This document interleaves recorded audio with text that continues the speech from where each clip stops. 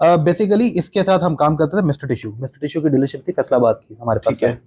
तो mister tissue के साथ आस्ता आस्ता जो है फिर इसने हमें ना कहना शुरू किया कि रेवलॉन हेयर कलर आता है अमेरिका का, तो उसमें प्रॉफिट मार्जिन अच्छा है, तो आप उसका जो है मेरे से काम करके देखें, तो उसमें जो है आपको पैसे ज्यादा बचेंगे। तो हमने कहा ठीक है। उसने ना स्टार्ट में जो है 5 लाख का जो माल है ना, तो लास्ट में भी जब इसने डिले किया वो 3 साढ़े 3 महीने तक गया, तो हमें था यार एक दफा पहले भी 2 महीने का डिले हुआ था, तब भी माल आ गया था, कोई बात नहीं, फंसा होगा, आ जाएगा माल। तो इसी तरह करते करते ये आस्ता आस्ता स्टार्ट कितने पैसों से ये मामला शुरू हुआ, कितने पैसे दिए थे पहली बार? नहीं, स्टार्ट जो है हमारा तकरीबन ऑलमोस्ट कोई 10 लाख के आसपास का माल था जब हमने फर्स्ट टाइम मंगवाया, क्योंकि वो तो टेस्टिंग पीरियड चल रहा था। ठीक है। तो उसके बाद इसी तरह जो है फिर बढ़ता गया। फिर एक आधी दफा जब इसने ये कहा कि यार जो लास्ट कंसाइनमेंट आ रही है इसके अंदर जो है प्रॉफिट मार्जिन बहुत अच्छा हो जाएगा अगर हम ज्यादा उठा लें। बेसिकली तो तकरीबन वो ऑलमोस्ट 5-6 लोगों के साथ तो करके गया है मिनिमम, क्योंकि 5 की तो FIR है। कुछ 1-2 लोग हैं जिन्हें मैं जानता हूं जिन्होंने इसके ऊपर केस भी नहीं किया हुआ।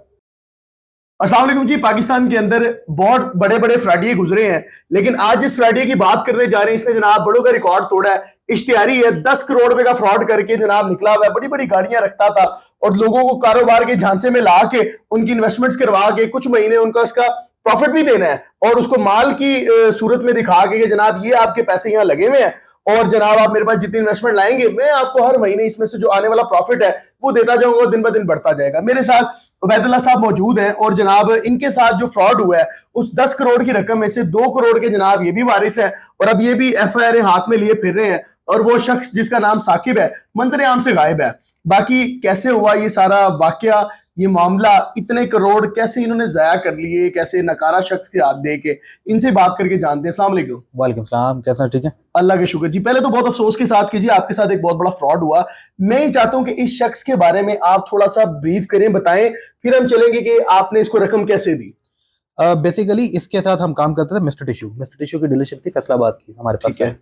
तो मिस्टर टिश्यू के साथ आस्ता आस्ता जो है फिर इसने हमें ना कहना शुरू किया कि रेवलॉन हेयर कलर आता है अमेरिका का, तो उसमें प्रॉफिट मार्जिन अच्छा है, तो आप उसका जो है मेरे से काम करके देखें, तो उसमें जो है आपको पैसे ज्यादा बचेंगे। तो हमने कहा ठीक है। उसने ना स्टार्ट में जो है 5 लाख का जो माल है ना, एज ए मतलब कि टेस्टिंग के तौर पे वैसे भेजा, किसी भी अमाउंट के बगैर। हमने उसे कुछ पैसे नहीं दिए, कहता बेचो, टेस्ट करो, जैसे बेचने के बाद अब इसकी मुझे पैसे वापस कर देना, नहीं बिकेगा माल वापस दे देना।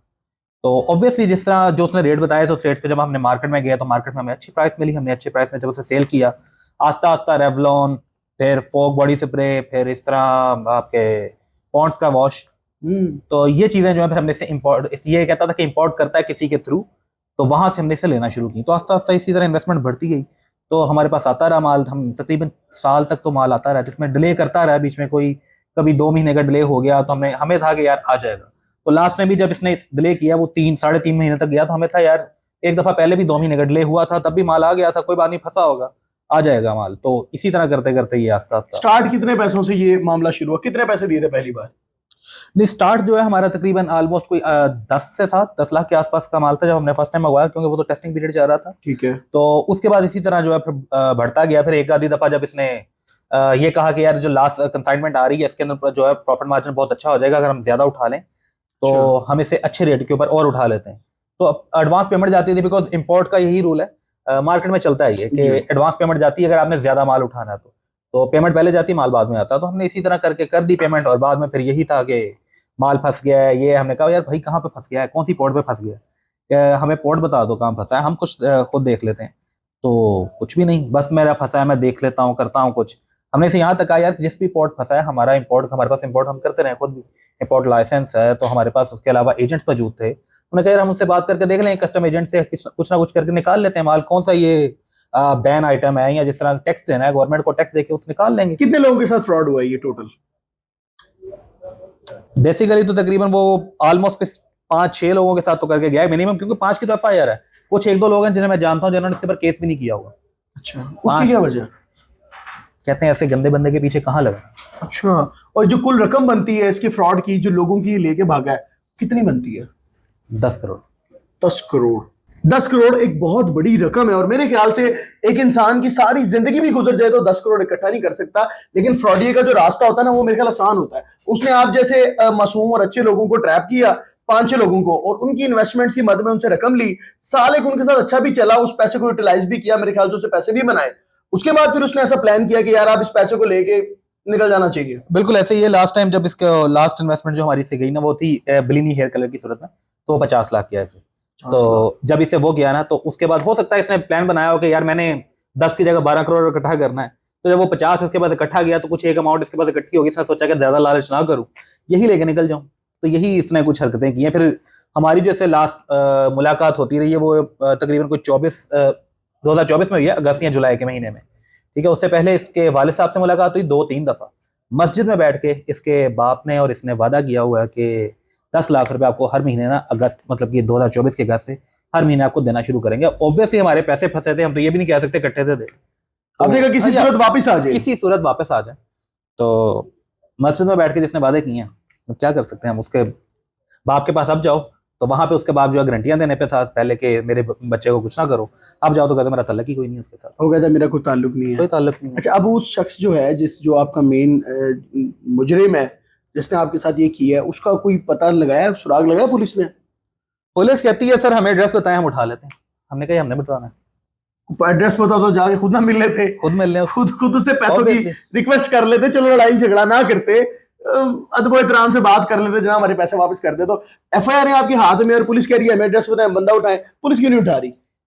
पुलिस कहती है हम कहाँ से ढूंढे, हमें तो एड्रेस बताओ कहाँ पर है, हम बंदा उठा लेते। क्या वो पाकिस्तान छोड़ के भाग गए, पाकिस्तान से निकल नहीं, वो पाकिस्तान में ही है। जो 2000 मतलब तकरीबन कोई 25 के शुरू या 24 के लास्ट पे ना किसी एक उसके दोस्त का फोन आया था नुमान शाह के नाम से। अच्छा, तो उसके मुताबिक जो उसने हमें बताया कि इस्लामाबाद में वो पिंडी में है, उसका आप कुछ नहीं बिगाड़ सकते, पैसे नहीं मिलेंगे आपको, ये वगैरह वगैरह चीजें। इतना स्ट्रॉन्ग हो गया वो पिंडी में जाके इस्लामाबाद में कि उसका वो फ्रॉड कर गया है, एफआईआर उस पे है, वो आप उसका कुछ नहीं बिगाड़ सकते। बस वो कहता है कि इसी साइड पे है, कभी केपी के चला जाता है, कभी साइड पे रहता है, ट्रैवल भी कर रहा है, बड़ी बात है। मैं कह रहा हूँ कि बड़ी बात है ये मुल्क पाकिस्तान के अंदर कि एक शख्स मतलूब है, इश्तिहारी है, 4 से 5 एफआईआर है फ्रॉड की, 10 करोड़ का फ्रॉड करके वो निकल गया और वो ट्रैवल कर रहा है।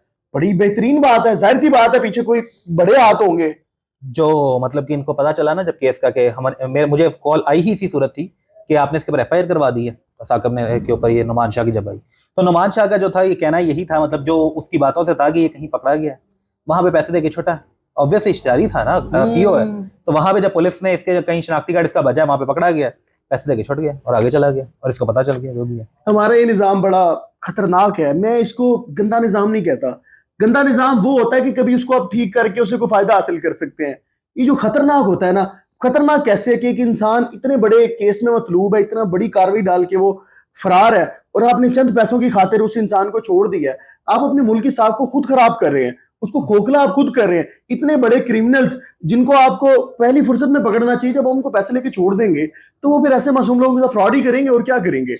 जितने पैसों में उसने जितने भी होंगे, जितने में उसे पुलिस वाले ने किसी ने अगर छोड़ा है तो छोड़ा है, उतना तो यार हो सकता है हम इनाम में दे देते उसको। हाँ बिल्कुल, आपकी रकम बड़ी है, आपको हराम कमाने से बेहतर था हलाल ले लेता, हलाल ले लेते, बिल्कुल ऐसी है।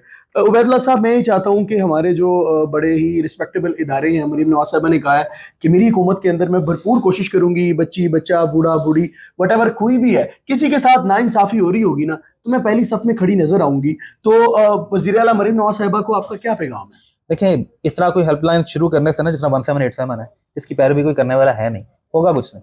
मैंने 1787 पे कॉल की हुई है। अच्छा, तो ठीक है, हमें जो है अब मेरे तो पैसे अभी मैं जाऊंगा कोई हर मतलब जब पहले कॉल करते थे ना, तकरीबन हफ्ते के कुछ 3 चक्कर लग जाते थे।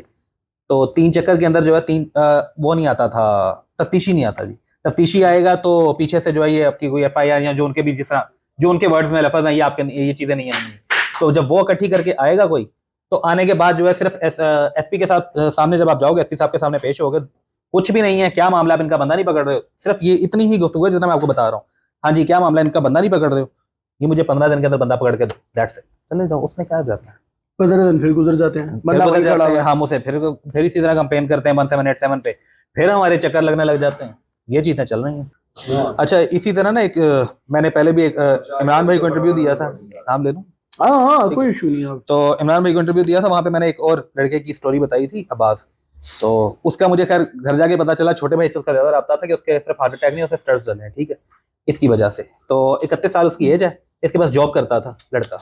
तो उसने एक इन्वेस्टर से मिलाया, अब ऑब्वियसली जब उसने इन्वेस्टर मिलवाया तो उसने इन्वेस्टर ने तो इससे सवाल करना था, तो उसका कोई 40 लाख रुपए इसके मोहल्ले का, वो घर से भागा हुआ है। अब लड़का जो है अब्बास बाहर जॉब कर रहा है, क्या कर रहा होगा, 30-35 हज़ार की नौकरी कर रहा है, बाहर ही रह रहा है, रहने का खर्चा अलग, तो जब उससे लास्ट 6 महीने पहले बात हुई तो कहता मुझे हार्ट अटैक आया, तो उसे स्टड्स चले हैं, ठीक है। तो ये हालात है जो ये करके गया लोगों के साथ। बाकी तो आपके सामने है, ठीक है यार, शुक्र अल्लाह का, जो भी अल्लाह ने कुछ दिया हुआ है, हम बैठे हुए हैं जिस तरह सर्वाइव कर रहे हैं। जिनके पास गुंजाइश कम है, जिस तरह बताया कि नौकरी पेशा लोग हैं, उनका तो बुरा हाल कर गया, फैमिलियां खराब कर गया। इंशाल्लाह ये बहुत जल्द पुलिस की हिरासत में होगा और जिसके साथ इसने बुरा किया है उसकी रिकवरी देगा। चलें जी, ये हमने अवाम की अदालत में रख दी है। आपको लगे कि इस भाई को और उन तमाम तर मासूम लोगों को जिनके साथ इतनी बड़ी रकम का फ्रॉड हुआ है उनको इंसाफ मिलना चाहिए, तो इस वीडियो को ज़्यादा से ज़्यादा शेयर करें, मुकामी बाला तक पहुँचाएं ताकि इंसाफ की रसाई इन तक बासानी आ सके। कमेंट सेक्शन आपके लिए है, अपनी कीमती राय का इजहार जरूर कीजिएगा लाने के बाद।